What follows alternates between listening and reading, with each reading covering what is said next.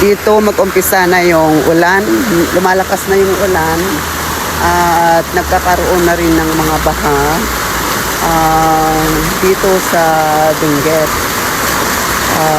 Tingnan natin yung mga tao kung paano nila protektahan yung kanilang magsasara na sila, tapos naglalagay sila ng barrier. Yung mga naghanda sila ng mga, may sarili silang handa na yung sinasako nila yung buhangin para maprotektahan yung kanila. At least kung tubig baha lang yung abot dyan, hindi siya masyadong papasok doon sa loob.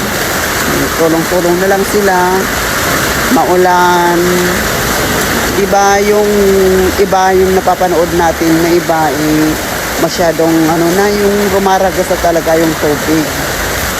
Ito medyo itong place na ito medyo mataas ng konti ito. Pero may baha pa rin. Yun. So, yung mga tao.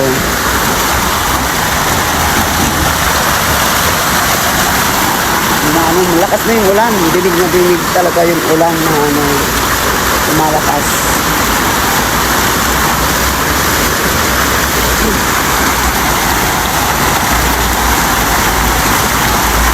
Nandun pakituha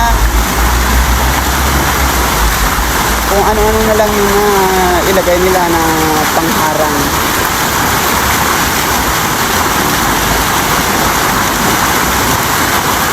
Ayan, lagyan nila ng tolda. Yung mga tolda sa kanila papatungan ulit para hindi masyadong papasok yung tubig. Dito pagkatapos ng medyo safe naman sila, hindi naman gaano pumasok yung tubig.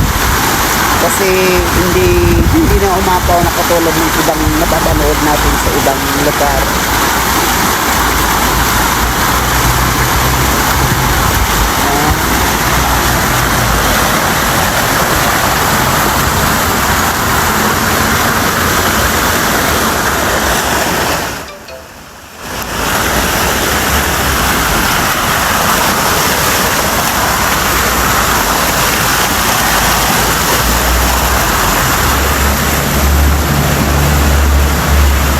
Sasakyan, nagkakandang na yung mga sasakyan na palabas.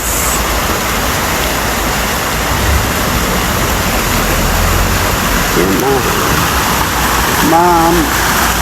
yung tubig ng agos ng tubig talaga, maagos na maapaw na siya, medyo umaakyat na.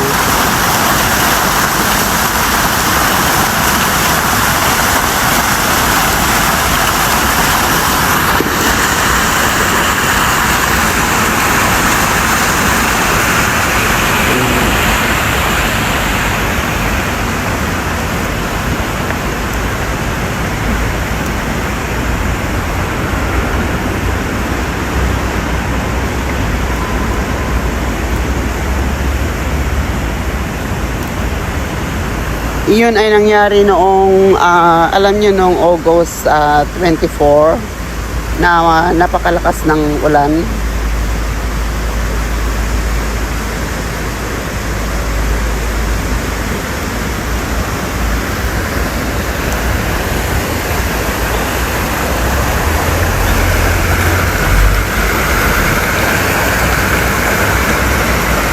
Uy, ang agos ng tubig. Ingat kayo. Hindi pa rin iwasan, meron pa rin siyang talagang pumapasok na tubig sa loob. Siyempre galing na doon sa unahan. Dapat yan ang nilagyan ninyo. Yung sa papasok dyan sa loob.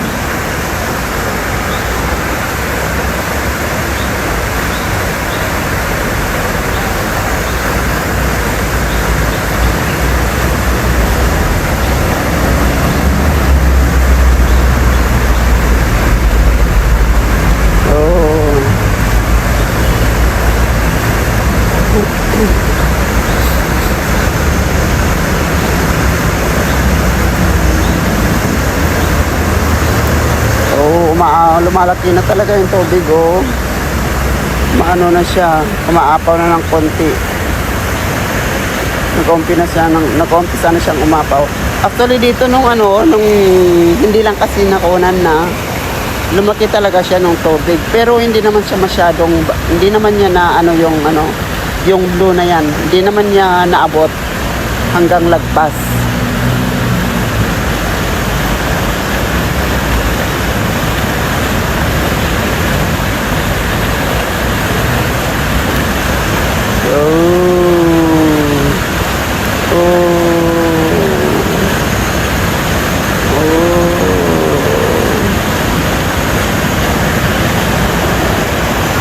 Okay, please subscribe. Paki-like naman o paki-heart. Thank you for watching.